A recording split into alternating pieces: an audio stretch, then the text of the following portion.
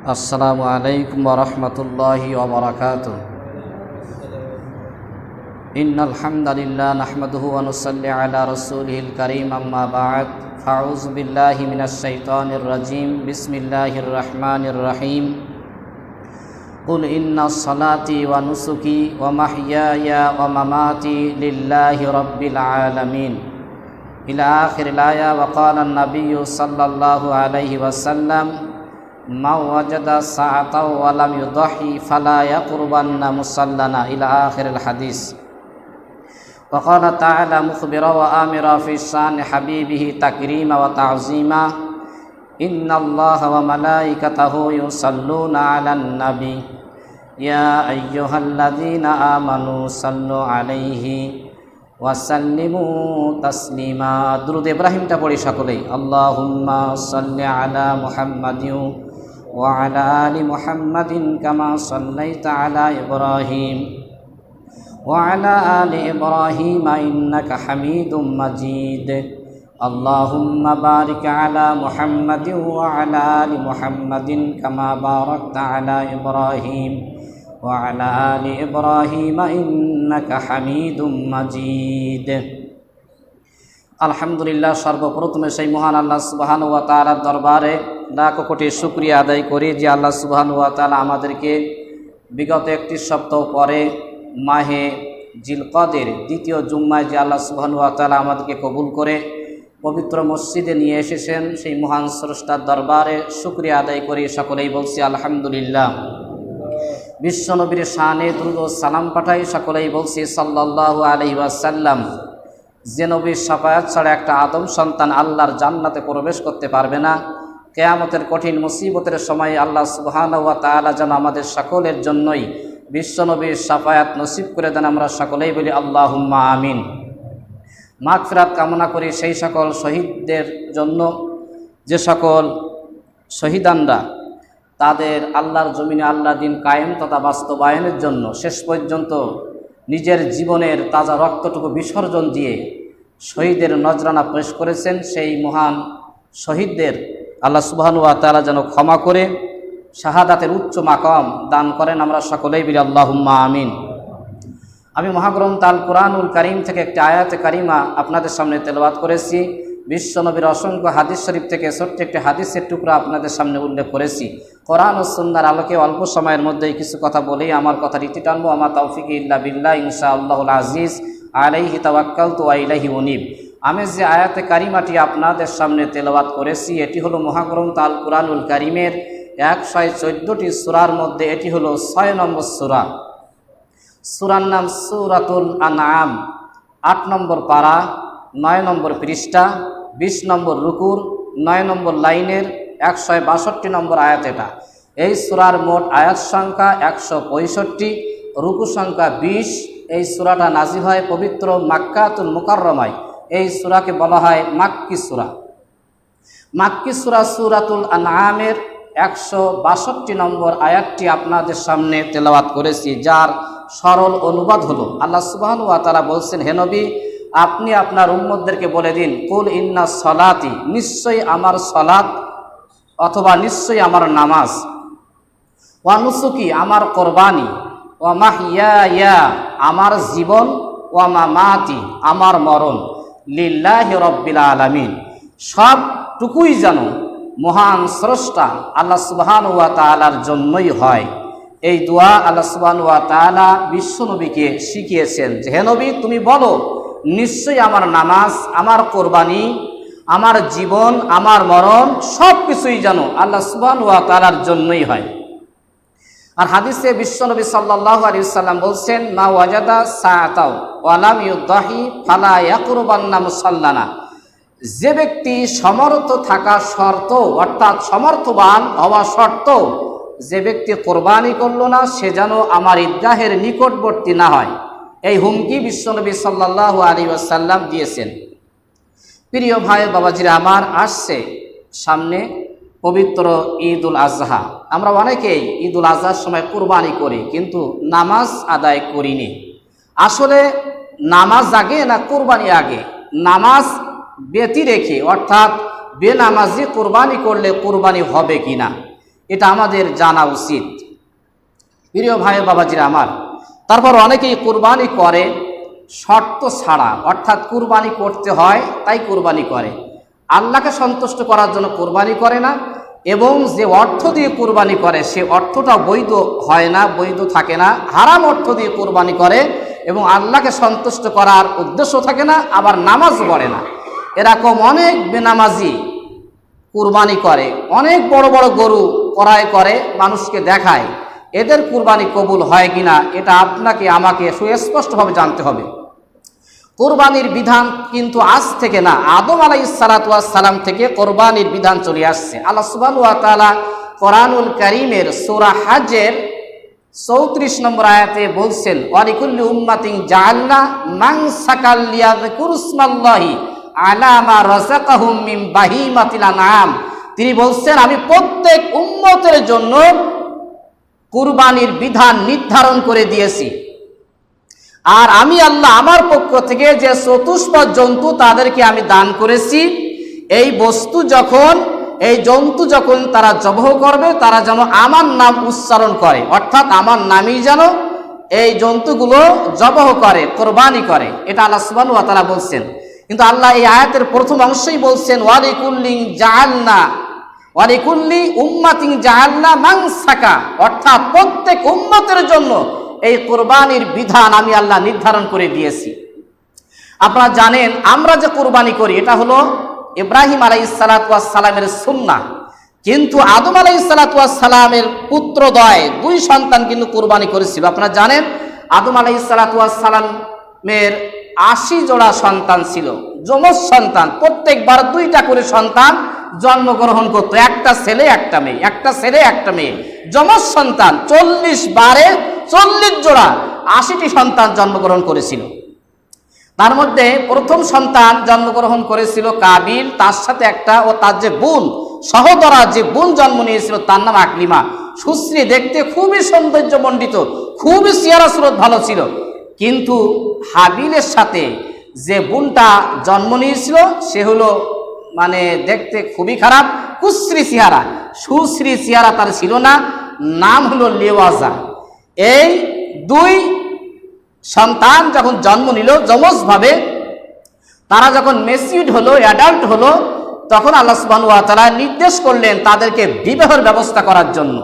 আদম আলাইহিসসালাতু ওয়াস সালাম বিবাহের ব্যবস্থা করলেন, মানে বিপরীতভাবে, অর্থাৎ প্রথম যে সন্তান জন্ম নিয়েছিল এই পুত্র সন্তানের পরে দ্বিতীয়বারে যে পুত্র সন্তানের সাথে যে মেয়েটা, অর্থাৎ তার যে বোন জন্ম নিয়েছিল তার সাথে যেন বিপরীতভাবে বিবাহ দেওয়া হয়। অর্থাৎ জন্ম নিয়েছিল কাবিলের সাথে আকলিমা, আকলিমার বিয়ে হবে হাবিলের সাথে, আর হাবিলের সাথে জন্ম নিয়েছিল কুশ্রী যে বোনটা লেওয়াজা, তার বিয়ে হবে কাবিলের সাথে। কাবিল এটা মেনে নিতে চাইল না যে আমার সাথে যে বোন জন্ম নিয়েছে তার সাথে আমি বিয়ে করতে চাই, কিন্তু এটা আল্লাহর বিধান নয়। তাই শেষ পর্যন্ত আদম আলাইহিসসালাতু ওয়াস সালাম কৌশল অবলম্বন করলেন যে তোমরা 2 জন কুরবানি করো, যার কুরবানি আল্লাহর রাস্তায় আল্লাহর রাহে কবুল হবে সেই আকলিমাকে বিবাহ করতে পারবে। প্রিয় ভাই বাবাজিরা আমার, হাবিল সে কুরবানি করছিল একটা দুম্বা অথবা একটা ভেড়া কুরবানি করছিল, আর কাবিল ছিল কৃষক, চাষি মানুষ, তার খাদ্য শস্যের এক অংশ তিনি কুরবানি করছিল। কুরবানি যে শুধু পশু দিয়ে হয় তা নয়, সময়ের কুরবানি হতে পারে, তারপর লেখনির মাধ্যমে কুরবানি হতে পারে, তারপর আপনার পেপার পত্রিকা বিবৃতি দিয়ে কুরবানি হতে পারে, অর্থের কুরবানি হতে পারে, পশুর কুরবানি হতে পারে, অনেকভাবে এই কুরবানি করা যায়, আল্লাহর রাস্তায় সময় দেওয়া যায়। প্রিয় ভাই বাবাজিরা আমার, কিন্তু তদানীন্তন যুগে কুরবানির একটা সিস্টেম ছিল আলাদা, যে কুরবানির পশু খোলা ময়দানে মরুভূমিতে রেখে আসতে হতো। আসমান থেকে একটা অগ্নিকুণ্ড, একটা আগুনের দলা এসে যার কুরবানির পশুটা পুড়িয়ে ছারখার করে দেবে, তার কুরবানিটা আল্লাহর রাস্তায় কবুল হয়েছে। আর যার পশু অক্ষত অবস্থায় থাকবে তার কুরবানি কবুল হয়নি বলে প্রমাণিত হবে। প্রিয় ভাই বাবাজিরা আমার, এই সময়, সেই সময় যদি এখন হতো তাহলে অধিকাংশ মানুষ সম্পদ থাকার পরেও তারা কুরবানি করতেন না, কারণ তারা অপমানিত হবে, লাঞ্ছিত হবে, মানুষের সামনে যে মুখ দেখাতে পারবে না যে এত বিশাল বড় গরু জবাই করার পরেও আমার কোরবানি কবুল হয়নি, অর্থাৎ আমার অর্থ হলো আমার সম্পদ হলো হারাম, অবৈধ, তাই কোরবানি কবুল হয়নি। তাই অনেক ধনাঢ্যবান ব্যক্তিরাও কোরবানি করতো না। কিন্তু আদম আলাইহিস সালাতু ওয়াস সালামের দুই পুত্রদ্বয় কুরবানি করলেন। হাবিলের কুরবানি কবুল হলো, কাবিলের কুরবানি কবুল হয় নাই। তাই সে অপমানিত হলো, লাঞ্ছিত হলো, আরো রেগে গেল।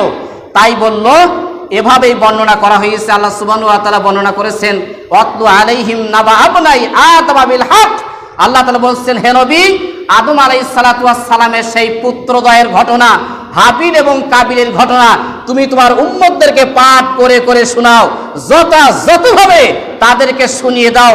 ইদ কররাবা কুরবানান ফাতুকব্বিলা মিন আহাদিহিমা ওয়া লাম ইতাকাব্বাল মিনাল আখার। তারা দুইজন কুরবানি করছিল, একজনের কুরবানি আল্লাহ সুবহানাহু ওয়া তাআলার দরবারে কবুল হয়েছিল, আর একজনের কুরবানি আল্লাহ তাআলার দরবারে গৃহীত হয়নি, কবুল হয়নি। যার কুরবানি কবুল হয়নি সে বলল, লাকতুলান্নাক ক্বালা লাকতুলান্নাক। ওই কাবিল বলছিল, তোকে আমি হত্যা করব। কিন্তু হাবিল বলল, তুমি যদিও আমাকে হত্যা করো, আমি তোমার উপরে হাত উঁচা করব না, তোমাকে আমি হত্যা করব না। আর হাবিল বলছিল, ক্বালা ইন্নামা ইয়াতাকাব্বালুল্লাহু মিনাল মুত্তাকিন। আল্লাহ তাআলা তো মুত্তাকিনদের কুরবানিটাই কবুল করেন, এই কথা বলছিল। প্রিয় ভাই বাবাজিরা আমার, শেষ পর্যন্ত এই কাবিল হাবিলকে হত্যাই করলো। হত্যা করে এই হাবিলের লাশ কিভাবে গোপন করবে সে নিজেই বুঝতে পারছিল না, নিজেরই জানা ছিল না। তাই লাশ কাঁধে করে নিয়ে বিভিন্ন অলিতে গলিতে গ্রামে গ্রামে ঘুরতে লাগলো। আল্লাহ সুবহানাহু ওয়া তাআলা তখন দুটি কাক প্রেরণ করলেন। দুটি কাক দিয়েই আল্লাহ তাআলা শিখিয়ে দিলেন যে কেউ কিছু মারা গেলে সেটা কিভাবে গোপন করতে হয়, অর্থাৎ কবর দেওয়ার সেই পদ্ধতি দুটো কাক দিয়ে আল্লাহ সুবহানাহু ওয়া তাআলা শিখিয়ে দিয়েছিলেন। আল্লাহ তাআলা বলছেন, ফাবাআসাল্লাহু গুরাবাই ইয়াবাসু ফিল আরদি লিউরিয়াহু কাইফা ইওয়ারি সাওয়াতা আখি ক্বালা ইয়া ওয়াইলাতা আদাস্তু আন আকুনা মিসলা হাদাল গুরাবি ফাওয়ারিয়া আখি ফাসবাহা মিনান নাদিমিন। যখন কাবিল হাবিলকে নিয়ে, লাশকে নিয়ে, ভাইয়ের লাশকে নিয়ে অলিতে গলিতে যখন দৌড়াদৌড়ি ছুটোছুটি করলো, কিভাবে ভাইকে আমি গোপন করব, তখন আল্লাহ সুবহানাহু ওয়া তাআলা দুটি কাক তার সামনে প্রেরণ করলেন। দুটি কাক তারা ঝগড়ায় লিপ্ত হলো, মারামারি করলো। এক পর্যায়ে একটি কাক মারা গেল। যে কাকটা জিন্দা ছিল, জীবিত কাকটা তার ঠোঁট দিয়ে মাটি খনন করলো, মরা কাকটাকে গর্তের ভিতরে দিল, মাটি সমান করে দিল। এই দৃশ্য দেখলো কাবিল। দেখার পরে বলল, ফাসবাহা মিনান নাদিমিন। আমি কি কাকের চাইতেও নিকৃষ্ট? আমার ভাইয়ের এই লাশ কিভাবে গোপন করব আমি বুঝতে পারছিলাম না, কিন্তু একটা কাক আমাকে শিখিয়ে দিল। আমি কি কাকের চাইতেও নিকৃষ্ট? এ কথা কাবিল বলছিল। প্রিয় ভাই বাবাজিরা আমার, তারা কোরবানি করছিল আল্লাহর রাস্তায়। কোরবানির সিস্টেম পদ্ধতি ছিল, খোলা ময়দানে কোরবানির পশু রেখে আসা হতো।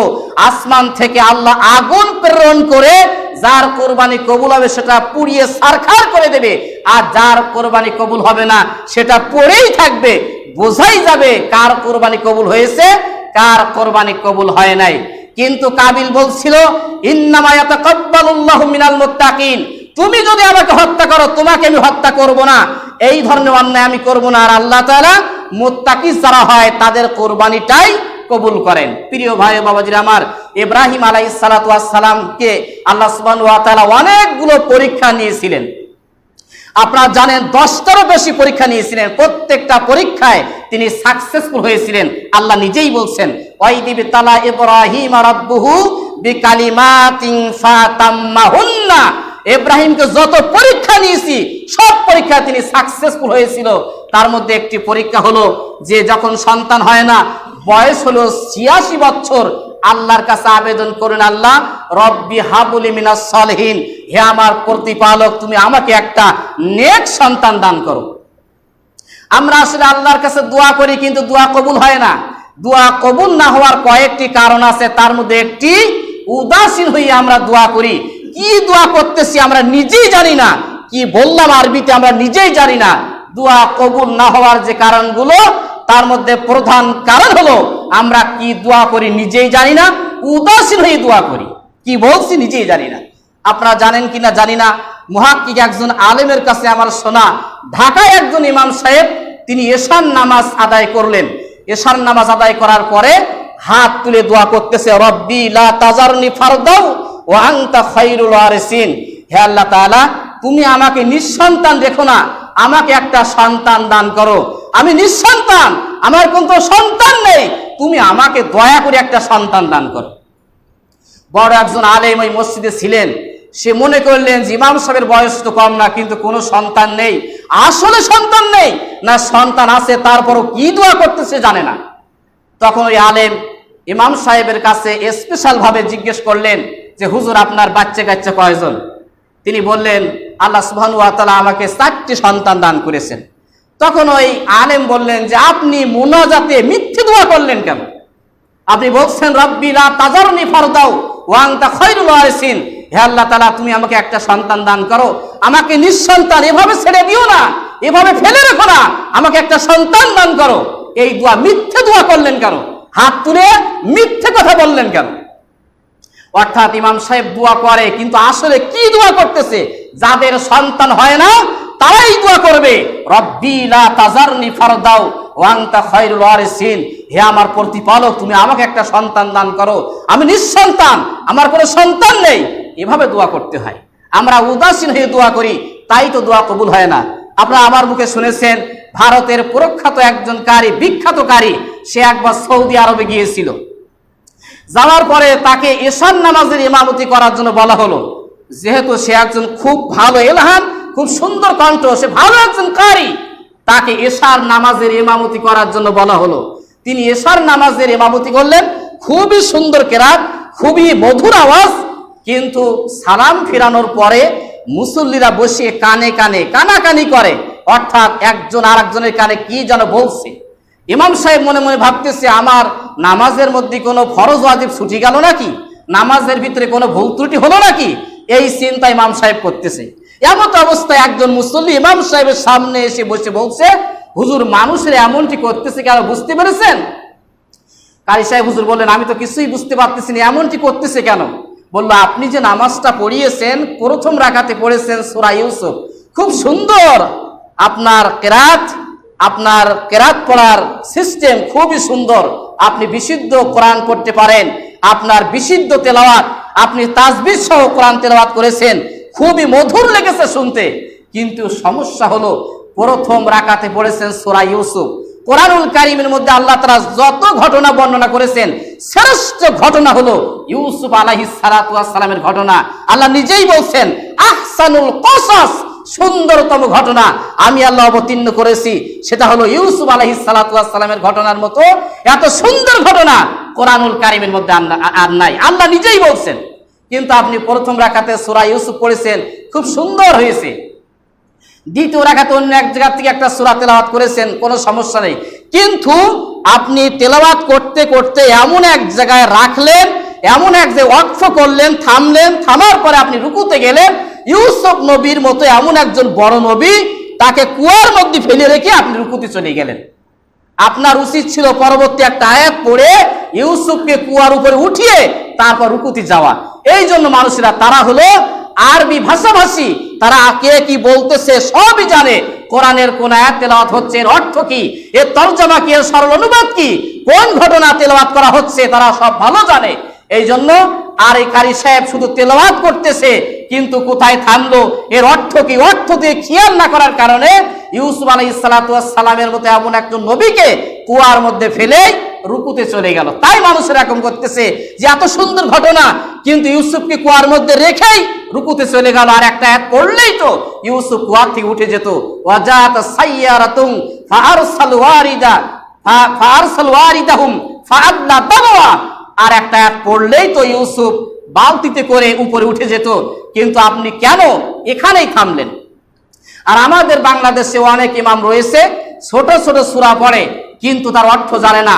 যে আয়াতগুলো পড়ে তার অর্থ জানে না, কি বললো, কোন ঘটনা সে তেলাওয়াত করলো, আল্লাহ কি বলতে যাচ্ছেন, এদিকে আমরা খোঁজ খবর না নিয়ে ওইভাবে তেলাওয়াত করি।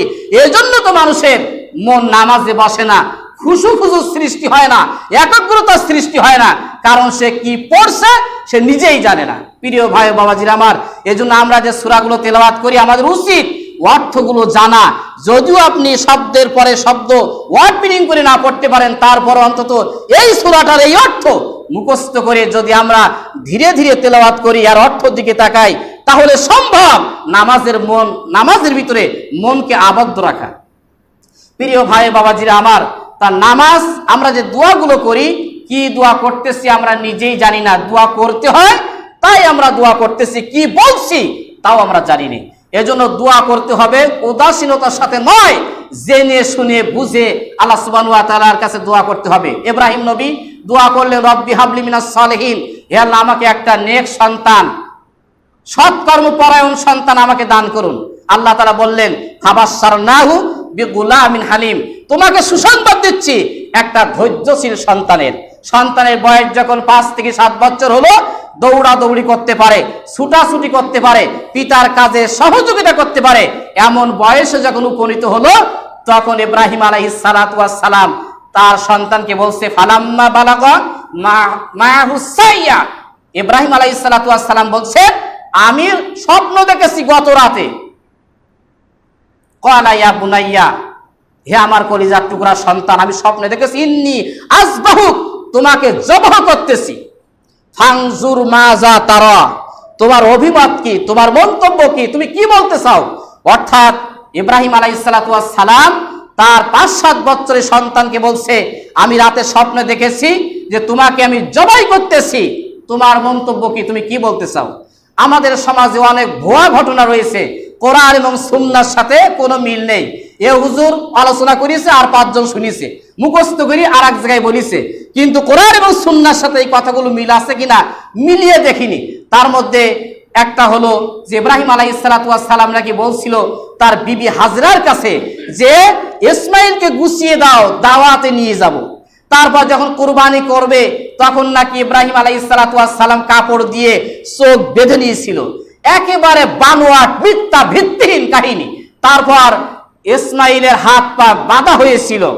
তারপর ছুরি যখন চালাচ্ছিল, ছুরিটি কাটছিল না, তখন বলা হয় ছুরির নিচে লোহা লাগানো ছিল।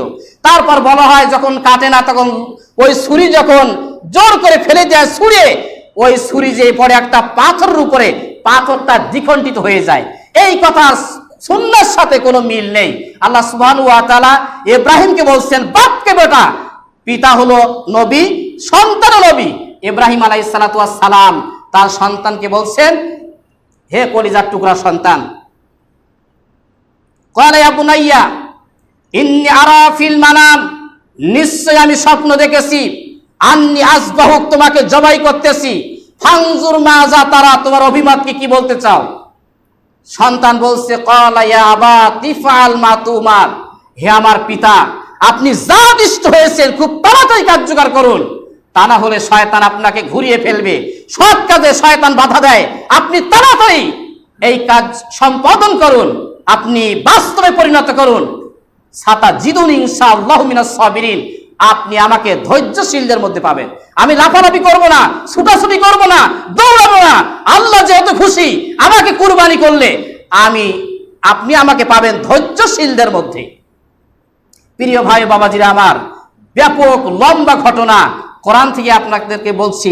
ইব্রাহিম আলাইহিস সালাতু ওয়াস সালাম কুরবানি করতে চায়, আর ইসমাইল হলো কুরবানি হতে চায়। আপনারা অথবা যদি ইব্রাহিম তার সন্তানের কুরবানি করেই ফেলতো, আর এরকম সিস্টেম যদি আল্লাহ তাআলা জারি করে দিতেন, পরবর্তী প্রজন্ম যারা থাকবে তাদের যে কোনো কন্যা হোক আর পুত্র হোক, একটা করে সন্তান যাদের হয়েছে তাদের আল্লাহর রাস্তায় কুরবানি দিতে হবে। তাহলে আপনার আমার সন্তানের অবস্থা কি হতো। ইসমাইল আলাইহিস সালাতু ওয়াস সালাম শুনে বললেন, ক্বালা ইয়া আবা তিফআল মা তুমার, হে আমার পিতা, আপনি তাড়াতাড়ি কার্যকর করুন, আপনি আমাকে ধৈর্যশীলদের মধ্যে পাবেন। আমি দৌড়াবো না, আমি ভয় পাবো না। ফালাম্মা আসলামা ওয়া তাল্লাহু লিল জাবিন, পিতা পুত্র একই মত। তখন ইসমাইলকে উবুড় করে শোয়ানো হলো। ওয়া তাল্লাহু লিল জাবিন, এবং ছুরি চালানো হচ্ছে। আল্লাহ নিষেধ করেছেন ছুরি। ইব্রাহিমের চামড়া তো দূরের কথা, একটা লোম পর্যন্ত কাটবি না। ও কেন তলায় লোহা লাগানো থাকবে? আল্লাহর নির্দেশ, শুধু বলতে যাদেরই সাথে সাথে এটা কার্যকর হয়ে যায়। কিন্তু বারবার চেষ্টা করার পরেও ইসমাইলের চামড়াও কাটে না, একটা লোম পর্যন্ত কাটে না। আল্লাহ সুবহানাহু ওয়া তাআলা বললেন ওয়ানা দাইনাহু ইয়া ইব্রাহিম, হে ইব্রাহিম শোনো, কদ সাদ্দাকতার রুইয়া, তোমার এই স্বপ্ন বাস্তবে পরিণত করেছো। আমি চাচ্ছিলাম অন্তর দিয়ে, যেহেতু তোমার কলিজার টুকরা সন্তান ৮৬ বছর পরে এই সন্তান দিয়েছি, মহব্বতের ভালোবাসার তোমার কাছে সবচেয়ে ভালোবাসো আল্লাহ এবং তার নবীর চাইতে বেশি ভালোবাসো। তুমি নবী আল্লাহর চাইতে, আল্লাহর পরপরই সবচেয়ে বেশি ভালোবাসো তোমার সেই পুত্র সন্তানকে, আর তাকে আমি জবাহ করার জন্য বললাম, তুমি আসলে পারবে কিনা এটা পরীক্ষা নিয়েছি। তোমার স্বপ্নকে বাস্তবে পরিণত করলে ওয়াতাল্লাহু লিল জাবিন ওয়ানা দাইনাহু ইয়া ইব্রাহিম কদ সাদ্দাকতার রুইয়া ইন্না কাযালিকা নাজজিল মুহসিনিন। মুহসিনিন বান্দা যারা হয় তাদের পুরস্কার আমি এভাবেই করি, মানে পুরস্কৃত এভাবেই করি। পুরস্কৃত মানে কি? ধারালো ছুরি দিয়ে একটা মানুষের গলায় ছুরি চালানো হচ্ছে কিন্তু কাটছে না, এটাই হলো পুরস্কার। এই জন্য আল্লাহ পরীক্ষা করতে চান, আমাদের মন দেখতে চান। কোরআনুল কারীমের আয়াতে রয়েছে আল্লাহ সুবহানাহু ওয়া তাআলা বলছেন লা ইয়ানালাল্লাহু লুহুমুহা ওয়ালা দিমাউহা, কুরবানির গোশত আমার কাছে পৌঁছায় না, কুরবানির পশুর রক্তও আমার কাছে পৌঁছায় না, ওয়ালা কি ইয়ানালহু তাকওয়া, পৌঁছায় তোমাদের তাকওয়াটা, তোমাদের মনটা, মনের তাকওয়াটা আমার কাছে পৌঁছায়।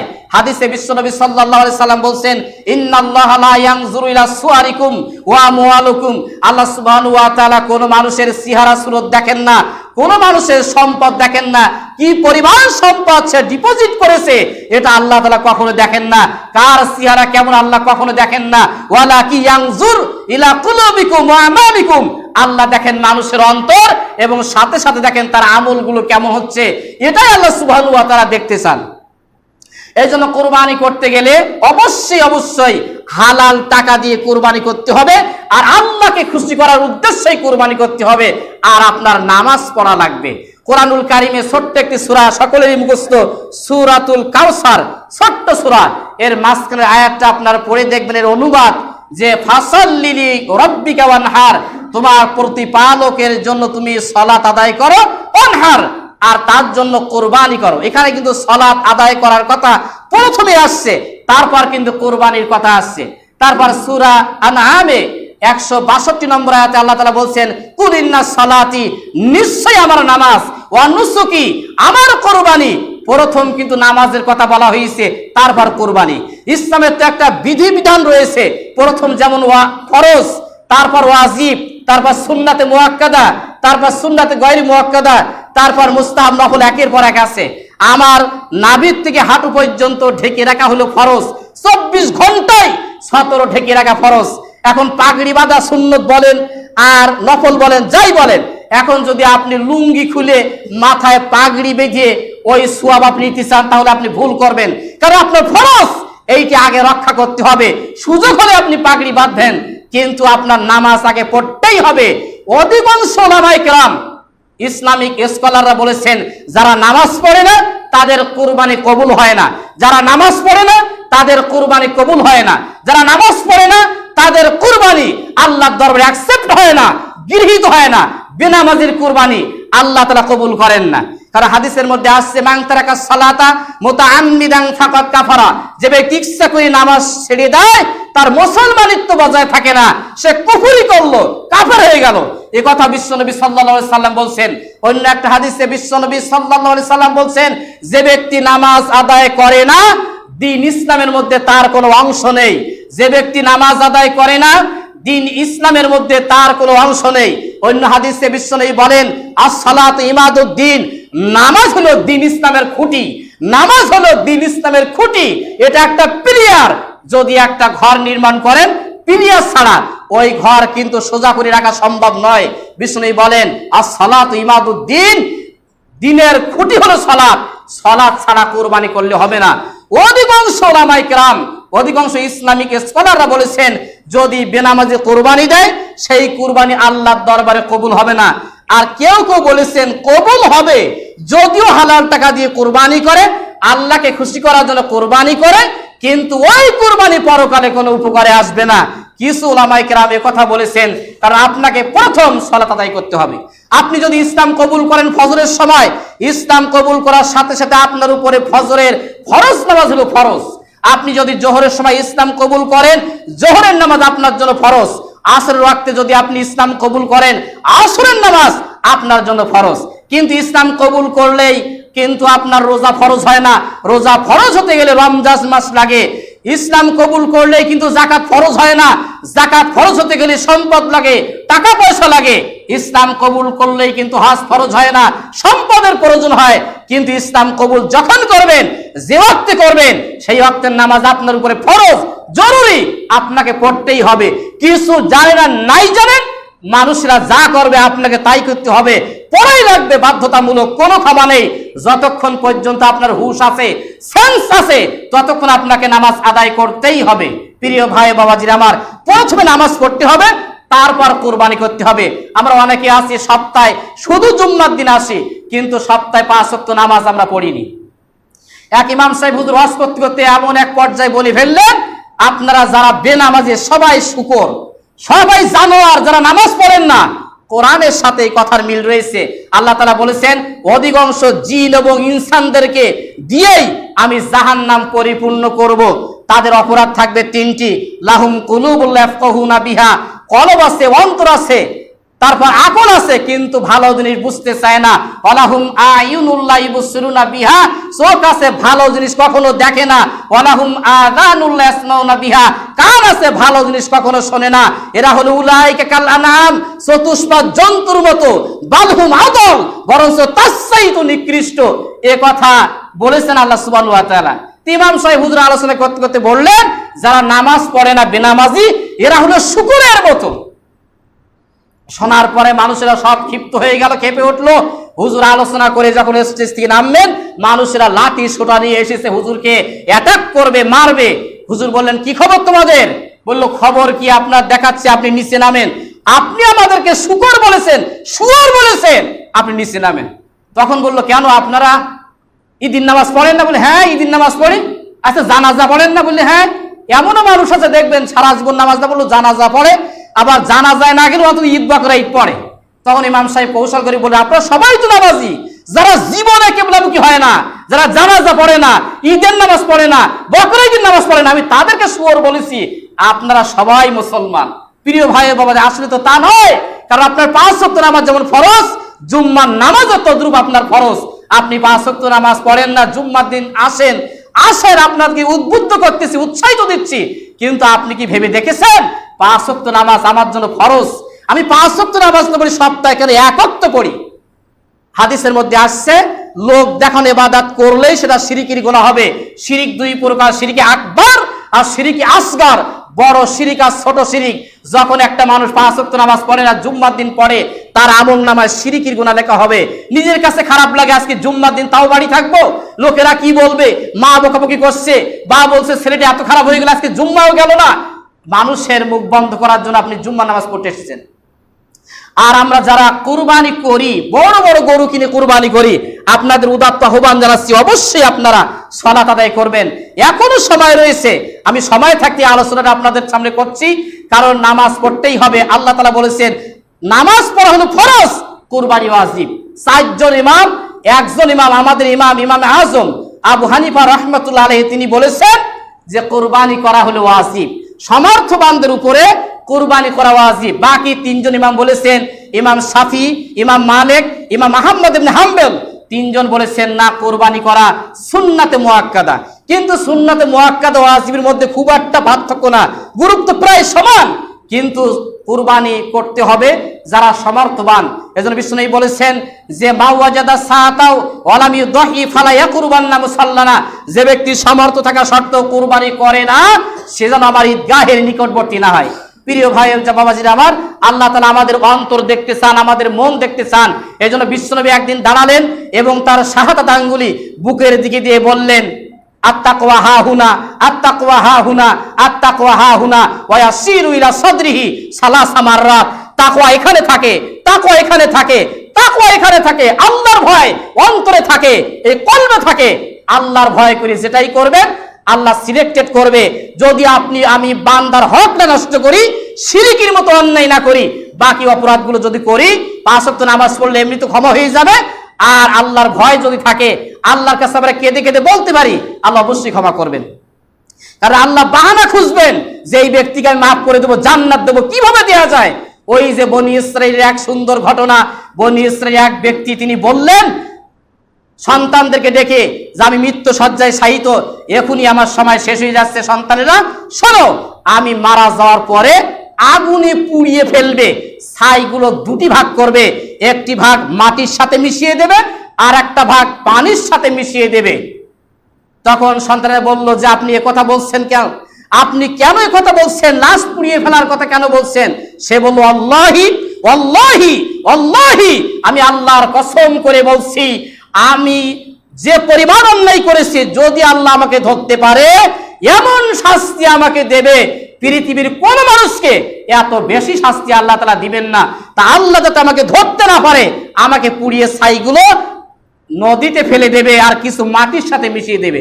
সহিহ বুখারীর হাদিস। প্রিয় ভাই বাবাজিরা আমার, ফাফালু মা আমারা, সন্তানেরা সেই কাজই করলো, পিতাকে পুড়িয়ে ফেললো, ছাইগুলো দুটো অংশ করে পানির সাথে একটা মিশিয়ে দিল, মাটির সাথে একটা মিশিয়ে দিল। আল্লাহ সুবহানাহু ওয়া তাআলা সাগরকে উদ্দেশ্য করে বললেন, ফাআমারাল্লাহুল বাহরা, হে সমুদ্র, তোমার ভিতরে যে ছাইগুলো আছে, ফাজামা ফিহি, একত্রিত করে দাও। ফাআমারাল্লাহুল আরদা, হে জমিন, তোমার মধ্যে যে ছাইগুলো আছে, ফাজামা বিহা, একত্রিত করে দাও। ওই লোকটাকে তৈরি করলেন। আল্লাহ প্রথম জিজ্ঞেস করলেন, লিমা ফালতা হাযা, তুমি এটা কেন করছিলে, এ কথা কেন বলছিলে মৃত্যুর সময়? তখন সে প্রথমবারেই বলল, মিন খশিয়াতিক, আল্লাহ তোমার ভয়ে, তোমার ভয়ে এই কথা আমি বলেছি, তুমি সব জানো। ওয়াং তাআলাম, প্রত্যেকটা মানুষের অন্তরের খবর রাখো, তোমার শাস্তির ভয়ে, তোমার ভয়ে, তোমার আযাবের ভয়ে আমি এই কথাটা বলেছিলাম। আল্লাহ সুবহানাহু ওয়া তাআলা তখন বলবেন, ফা গফারতু লাক, আমিও তোকে ক্ষমা করে দিলাম। বলি সুবহানাল্লাহ। শুধুমাত্র কেবলমাত্র আল্লাহর ভয় অন্তরে ঢোকার কারণে, যে আল্লাহ আমাকে ধরতে পারলে এমন শাস্তি দেবে, সে বিশ্বাস করে একজন সৃষ্টিকর্তা আছে, তিনি এমন শাস্তি আমাকে দিবেন, অন্য কাউকে এত শাস্তি দিবেন না, কারণ আমি কঠিন অপরাধ করেছি। তোমার ভয়ে, তোমার শাস্তির ভয়ে কথা বলেছিলাম। আমি এখনই শেষ করে দিচ্ছি। বনি ইসরাইল আরেকজন ব্যক্তি, সে খুন করেছিল 99টি, আপনারা জানেন 99টি হত্যা করেছিল। কোরআনে আসছে, কেউ যদি অন্যায়ভাবে কাউকে হত্যা করে তার পুরস্কার, ওমা ইয়াকতুল মুমিনা মুতাআম্মিদান ফাজাসাউ জাহান্নাম, অন্যায়ভাবে কাউকে হত্যা করলে মরে যাওয়ার সাথে সাথে একেবারে তার পুরস্কার হলো জাহান্নাম। অন্য একটা আয়াতে আল্লাহ তাআলা বলেন, ওয়ামান কাতালা বিগাইরি নাফসিন আও ফাসাদিন ফিল আরদি ফাকান্নামা কাতালান নাসা জামিয়া। এখানে আল্লাহ সুবহানাহু ওয়া তাআলা বলছেন, যদি কেউ অন্যায়ভাবে কোনো মানুষকে হত্যা করে, সে যেন পৃথিবীর সব মানুষকে হত্যা করার মতো অন্যায় করলো। ওয়ামান আহইয়াহা ফাকান্নামা আহইয়ান নাস জামিয়া, একটা মানুষ অসুস্থ মারা যাচ্ছে, এই সময় যদি তাকে কেউ সাহায্য করতে পারে, তার জীবন বাঁচায়, আল্লাহর রহমতে জীবন যদি বাঁচিয়ে দেয়, আল্লাহ তাআলা বলেন তাম বিশ্বের সব মানুষকে জীবন দেওয়ার মতো সে একটা সওয়াবের কাজ করলো। প্রিয় ভাই বাবাজিরা আমার, কিন্তু এই ব্যক্তি 99টি মানুষকে হত্যা করলো। করার পরে এলাকার মানুষের কাছে জিজ্ঞেস করতেছে, আমি তো খুব অন্যায় করেছি, 99 জন মানুষকে হত্যা করেছি, আমার কি তওবা কবুল হবে? আল্লাহ কি আমাকে ক্ষমা করবে? তারা বলল, অমুক জায়গায় একজন আলেম আছে, ওই আলেমের কাছে যাও, ওই আলেম বলবে তোমার এই তওবা আল্লাহ কবুল করবে কিনা। তখন সে আলেমের কাছে গেল, সে মুহাক্কিক আলেম না, একজন খ্রিস্টান পাদ্রী। তার কাছে যে বলল, আমি 99 জন মানুষকে হত্যা করেছি, আল্লাহকে আমাকে মাফ করবে? বলে, কি বললে? 99 জন মানুষকে হত্যা করে মাফ চাচ্ছ? তুমি ডাইরেক্ট জাহান্নামে যাবে। সেইভাবে আল্লাহর রহমত থেকে নিরাশ করলো। সে বলল, যেহেতু জাহান্নাম ছাড়া আমার পথ নেই, তোকে আর বাঁচিয়ে রেখে কি করব? সে তাকেও হত্যা করলো, 100 পূর্ণ করলো। তখন সে আরেক আলেমের কাছে গেল। সে তখন বলল, হ্যাঁ, তোমার গুনাহের পরিমাণ যত বেশি হোক না কেন, আল্লাহর রহমত থেকে নিরাশ হয়ে যেও না। তোমার গুনাহের পরিমাণ যদি খালের পানি সমান হয়, আল্লাহর রহমত হলো সাগরের পানি সমান। তোমার পাপ যদি পাহাড় সমান হয়, আল্লাহর রহমত হলো আসমান সমান। তোমার পাপ যত বেশি, আল্লাহর রহমতের তুলনায় তাহলে তুচ্ছ, একেবারে নগণ্য। তুমি তওবা করলে আল্লাহ ক্ষমা করবে, কিন্তু এই এলাকায় তোমার থাকা হবে না। এখানে অধিকাংশ মানুষ পাপাচারী, এরা অন্যায় করে, এরা হত্যা করে, এরা পাপাচারী, এই এলাকায় থাকা যাবে না। অমুক শহরে তুমি চলে যাও, সেখানে যে তওবা করো, করে সেখানে তাদের সাথে থাকো, আল্লাহ ক্ষমা করবে। তখন সে নিয়াত করলো, মনে মনে তওবা করলো, অনুতপ্ত হলো, অনুশোচনা করলো, সে জামা কাপড় নিয়ে গুছিয়ে চলে যাচ্ছে সেই আলেম ওলামাদের শহরে। বাড়ির থেকে কিছু দূর যাওয়ার সাথে সাথেই তার মরণ হয়ে গেল। ফেরেশতা আসলো দুই ধরনের, মালাইকাতুর রহমা, রহমতের ফেরেশতা আসলো, মালাইকাতুল আযাব, আযাবের ফেরেশতা আসলো। আযাবের ফেরেশতারা বলতেছে, তো এখনো সেইভাবে তওবা করিনি, তওবা করার নিয়াত করেছে, অনুশোচনা করতেছে বর্তমানে, বা সে যে আলেমের শহরে যাচ্ছিল, ভালো জায়গায় যাচ্ছিল, সেখানে যেতেও তো পারিনি, বরং আমরা তার আত্মা নিয়ে সিজ্জিনে রাখবো, অর্থাৎ জাহান্নামের মতো কষ্ট যেখানে, সেখানে রাখবো। রহমতের ফেরেশতারা বলে না, এ মনে মনে তওবা করে ফেলেছে, এই একনিষ্ঠ ইখলাসের সাথে সে ভালো হওয়ার জন্য, আল্লাহর ভয়ে, আল্লাহ যে ক্ষমা করতে পারে এই কথা শুনে তার অন্তর ভরে গেছে, সে আলেম ওলামাদের শহরে যাচ্ছে, সে মনে মনে তওবাই করেছে, আমরা তার আত্মাটা নিয়ে আমরা ইল্লিয়িনে রাখবো, অর্থাৎ জান্নাতের মতো সুখ শান্তি যেখানে, সেই জায়গায় রেখে দেবো। দুই ফেরেশতার মধ্যে তর্ক বিতর্ক হচ্ছে। আল্লাহ তখন মীমাংসার জন্য আর একটা ফেরেশতা পাঠালেন ফিতা দিয়ে, যে তুমি মেপে দেখো যে এলাকার থেকে চলে যাচ্ছিল এই এলাকার নিকটে আছে না, যে এলাকায় যাচ্ছিল সেই এলাকার নিকটে চলে গেছে। যে এলাকার নিকটে চলে যাবে, যদি সে ভালো এলাকার নিকটে চলে যায়, রহমতের ফেরেশতারা তার আত্মাটা রুহুটা নিয়ে ইল্লিয়িনে জান্নাতে নিয়ে যাবে। আর যে এলাকা থেকে বের হচ্ছিল ওই এলাকায় নিকটে যদি সে মারা গিয়ে থাকে, তাহলে তার রুহুটা নিয়ে ওই আযাবের ফেরেশতারা সিজ্জিনে রাখবে। প্রিয় ভাই বাবাজিরা, কিন্তু হিসাব করলে ওই লোকটা জাহান্নামে যায়, কারণ বাড়ির থেকে বেরিয়েছে, মারা গেছে। কিন্তু আল্লাহ সুবহানাহু ওয়া তাআলা বলছেন ফেরেশতাদেরকে ডেকে যে ফাওহাল্লাহু ইলা হাযিহি আন তুবাদি, ফেরেশতারা তখন পাশে আছে, তখন আল্লাহ বলছেন ডাইরেক্ট জমিনকে বলছেন, ওই এলাকাকে বলছেন, যে এলাকা থেকে সে বেরিয়ে যাচ্ছিল, হে এলাকা, হে জমিন, তুমি দূরে সরে যাও। আর ওয়াইলা হাযিহি আন তাকাররুবুনি, যেদিকে যাচ্ছিল তাকে বলল সংকুচিত হয়ে যাও, নিকটে চলে এসো। মেপি দেখা গেল ভালো শহরের দিকে একদিকে বেশি চলে গেছে। আল্লাহ তাকে ক্ষমা করলেন। প্রিয় ভাই বাবাজিরা আমার, আল্লাহ যখন কাউকে ক্ষমা করবে, বাহানা খুঁজবে, বিভিন্ন বাহানার মধ্য দিয়ে আল্লাহ মাফ করে দেবে। এজন্য আল্লাহর ভয় অন্তরের মধ্যে বসাতে হবে। সব সৃষ্টি আল্লাহর কথা শোনে, নিমহারাম আদম সন্তান আল্লাহর কথা শোনে না। হাদিসে আছে মান কানা লিল্লাহি, যদি কেউ আল্লাহর হয়ে যায়, কান আল্লাহু লাহু, আল্লাহ তখন ওই ব্যক্তির আপন হয়ে যায়। আর আল্লাহ যখন কার আপন হয়ে যায়, অকুল্লা শাইইন ইয়ানফাউন নাস, প্রত্যেকটি সৃষ্টি ওই ব্যক্তির তখন বশ হয়ে যায়।